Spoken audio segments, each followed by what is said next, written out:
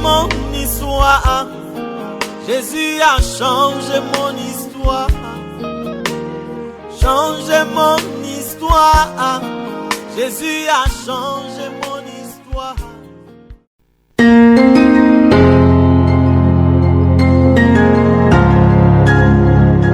Restauration divine.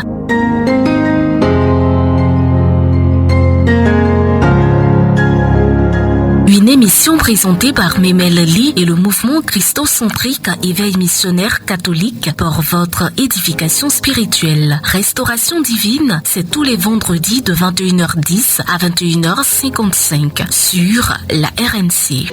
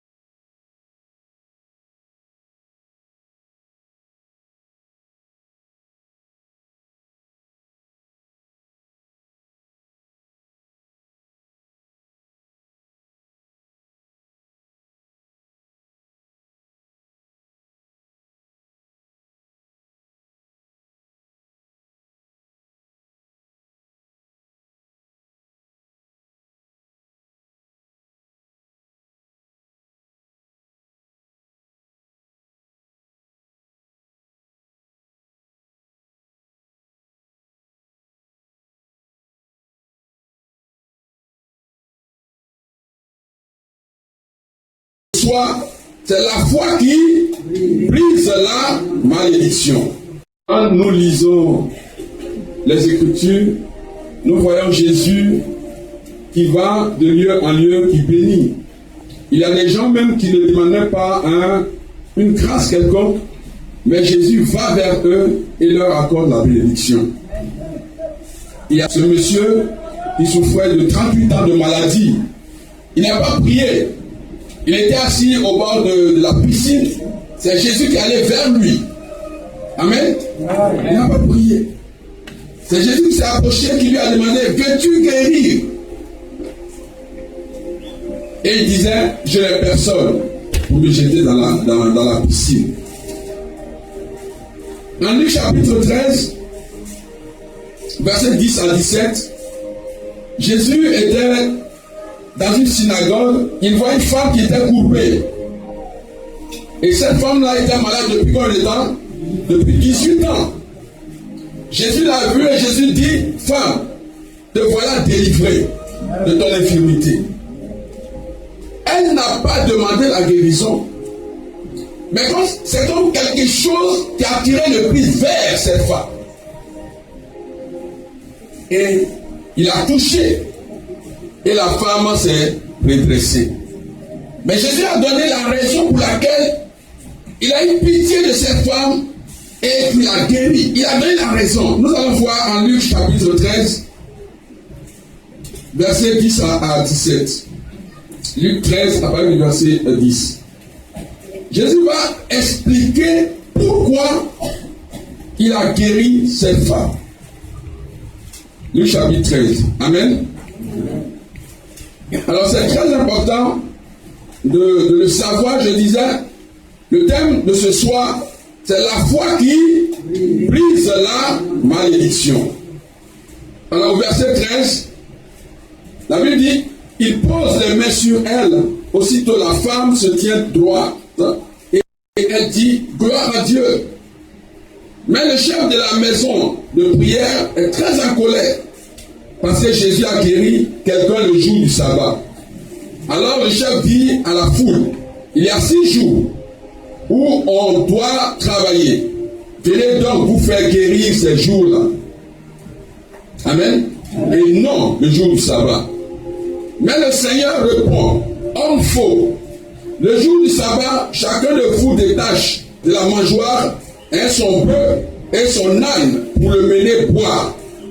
Et voyez la raison. Et cette femme qui est de la famille d'Abraham, Satan l'avait attachée depuis 18 ans. Est-ce qu'il ne fallait pas la délivrer de cette maladie le jour du sabbat? La raison principale, c'est que la dame est de la liée ou bien la postérité de qui? D'Abraham. Cela suffit à Jésus pour opérer le miracle dans la vie de cette femme. Vous comprenez? Jésus se reconnaît dans cette femme. Il y a comme une connexion qui le relie à cette femme. Et la connexion, c'est la personne de qui? Abraham. Amen. Ailleurs, c'est le cas de Zachée. Luc 19, Luc chapitre 19. Vous retenez, Jésus a guéri la femme parce qu'elle est fille de Abraham. Fille de qui? D'Abraham. Luc chapitre 19, versets 6 à 10.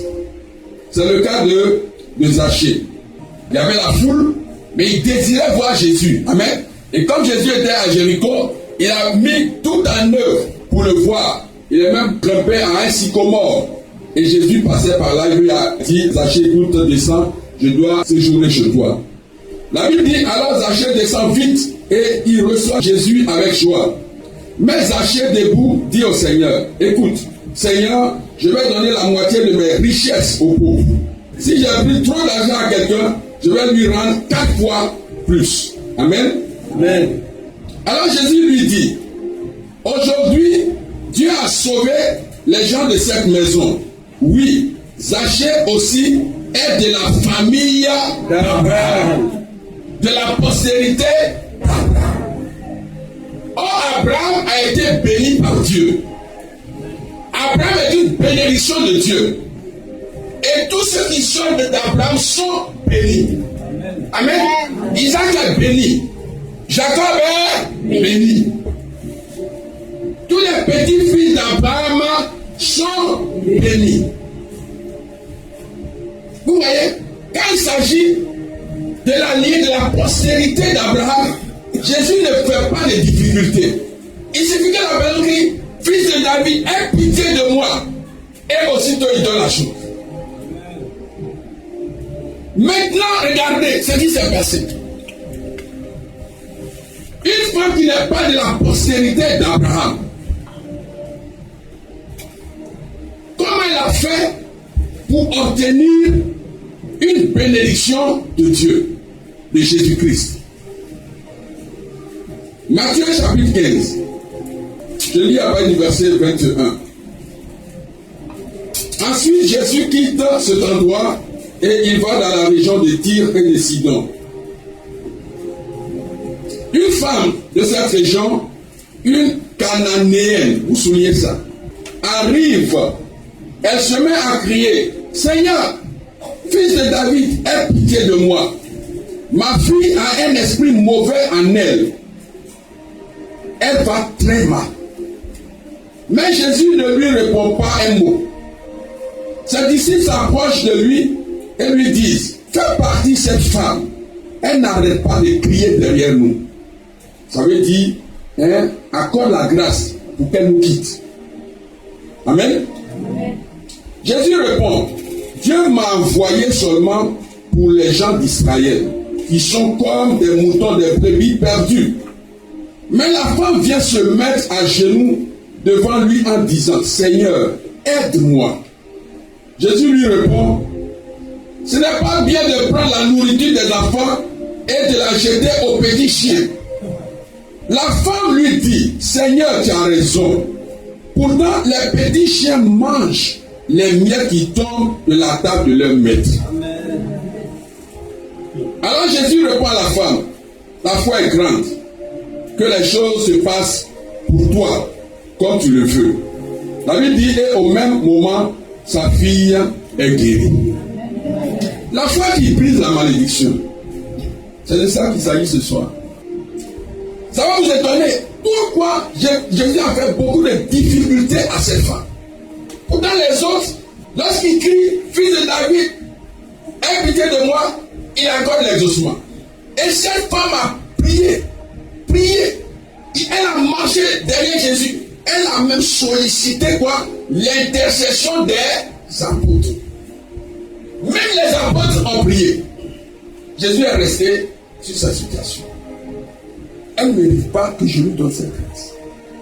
Quel péché la femme a fait? Vous comprenez? C'est comme s'il y a un poiton dessus. Les autres là tu donnes, et c'est là, elle crie, elle a un enfant qui est malade, et tu ne veux rien faire. Qu'est-ce qui se passe? C'est ça. Amen. Alors nous allons fouiller dans la vie de cette femme ce qui s'est passé au point que Jésus fait beaucoup de difficultés, et c'est la foi de la femme qui a opéré le miracle.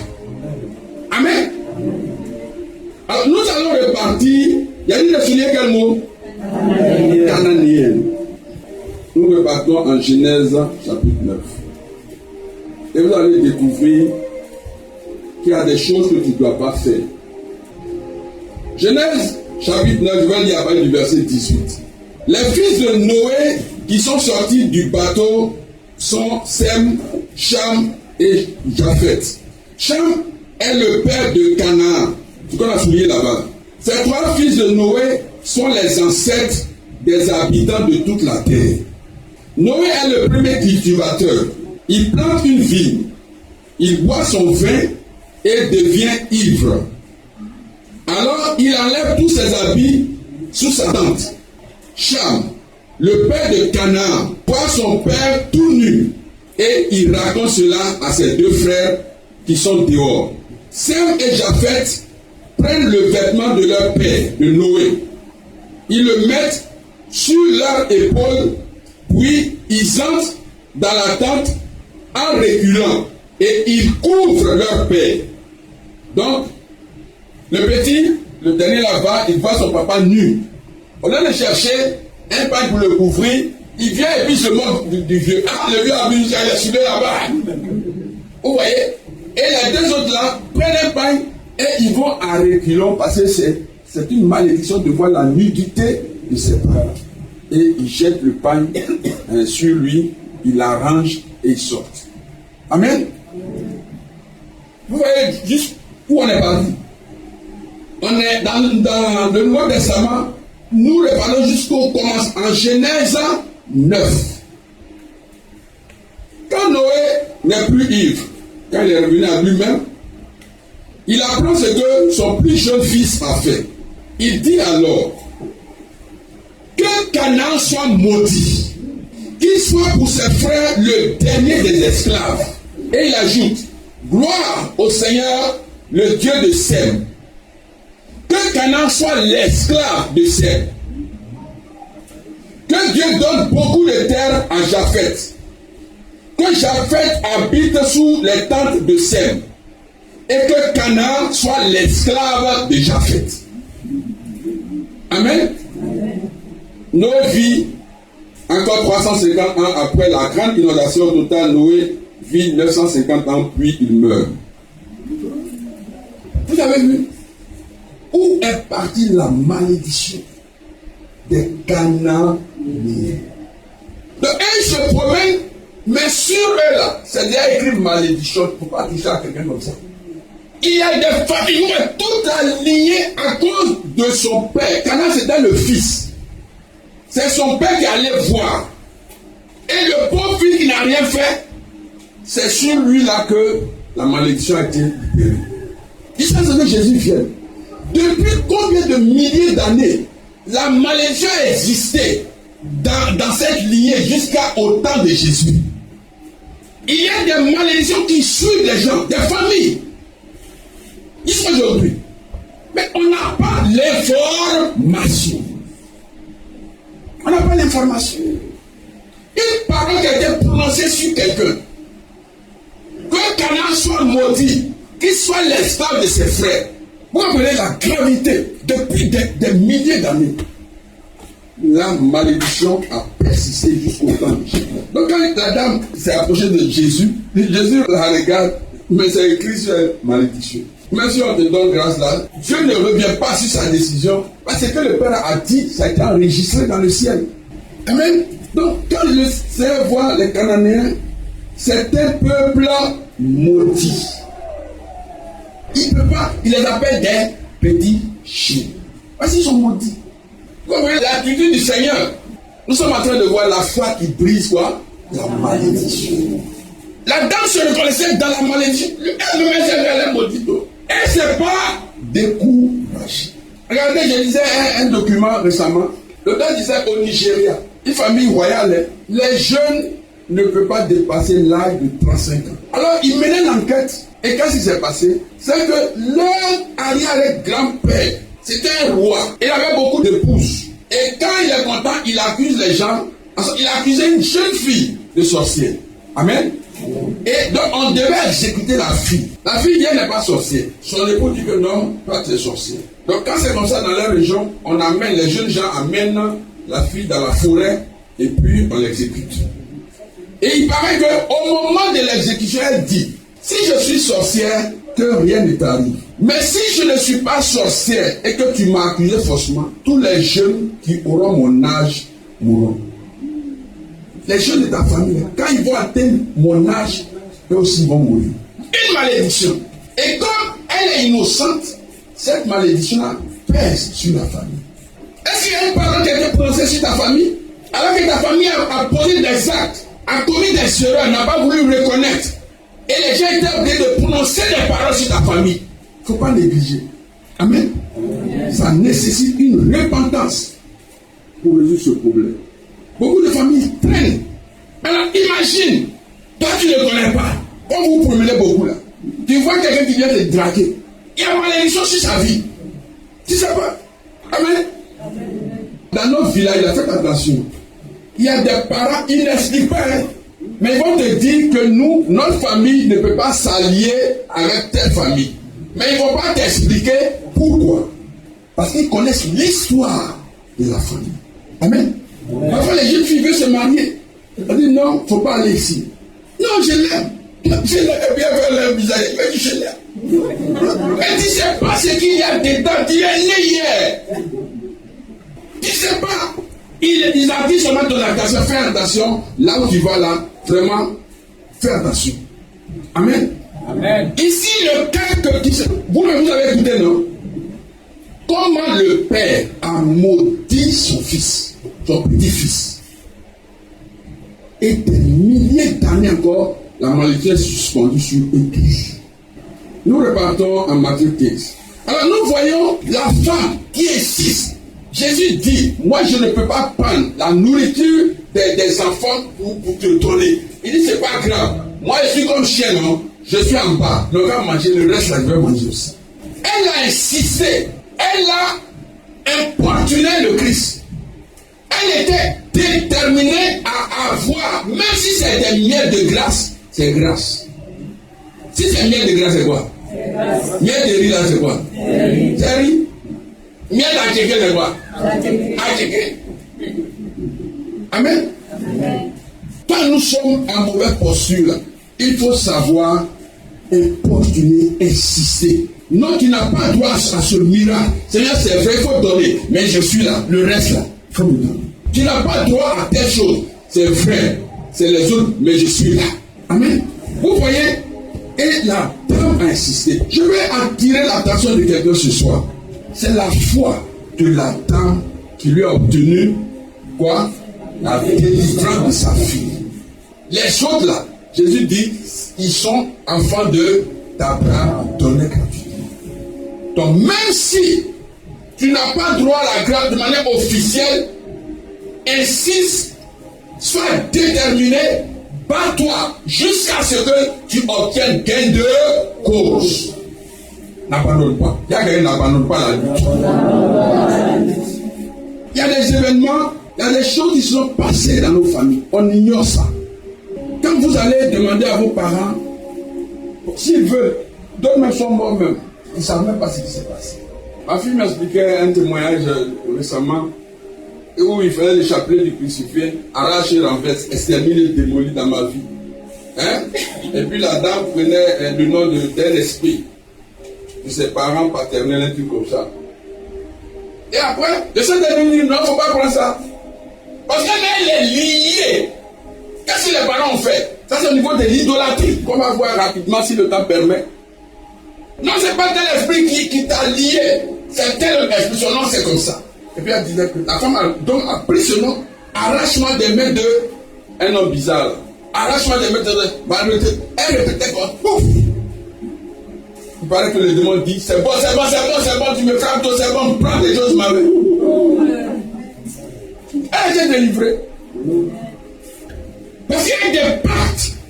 Quelque chose qui a donné accès, n'est-ce pas, à ces démons de venir dans la vie de. Aucun démon ne peut venir dans ta vie si toi-même tu n'ouvres pas les portes. Ou s'il n'y a pas quelqu'un qui a créé un événement pour ouvrir les portes de la famille. Jésus pouvait donner la guérison simplement à la cananéenne. Mais il a fait beaucoup de difficultés. Beaucoup de difficultés. Pourquoi? Mais dans le texte, dans le Nouveau Testament, ce n'est pas expliqué. Vous comprenez, non? On n'a pas expliqué pourquoi Jésus. Mais quand tu analyses et tu fouilles, tu vas jusqu'à dans Genèse pour voir que c'est une femme qui est maudite. Sa postérité est une postérité maudite. Mais toi, ta malédiction a été brisée par Jésus-Christ. Amen. Galates 3. Nous, la grâce que nous avons, et si nous croyons vraiment, Galates 3, verset 13-14. Vous voyez, comment utiliser Galates 3, verset 13-14 pour annuler toute malédiction que tu ignores, mais qui se serait passée à ton insu dans ta lignée. Amen. Nous devons demander au Saint-Esprit de nous aider à fouiller dans nos familles.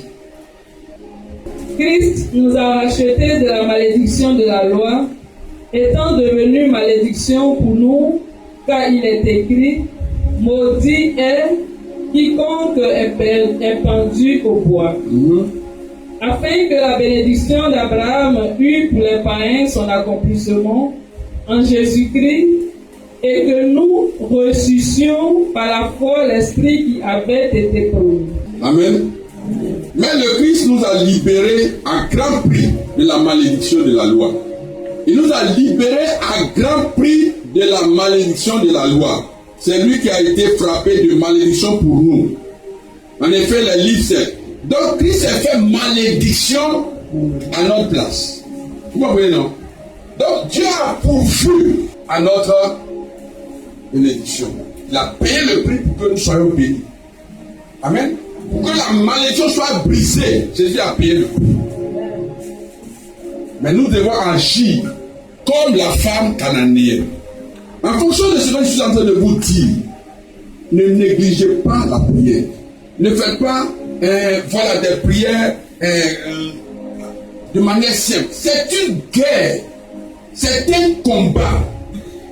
Le démon qui est assis sur le document de la malédiction ne va pas laisser ta bénédiction comme ça. Il faut te battre au nom de Jésus. Il faut te battre sur la base de ce que Jésus s'est fait malédiction et que tu as droit à la bénédiction. La Bible dit que la vraie postérité d'Abraham là, c'est toi et c'est moi qui croyons en qui? En Jésus. Amen. Amen. Je ne sais pas quelle malédiction te suit. Je ne sais pas. Quelle malédiction suit ta famille, je ne sais pas. Mais tu peux briser, ta foi peut briser cette malédiction. Amen.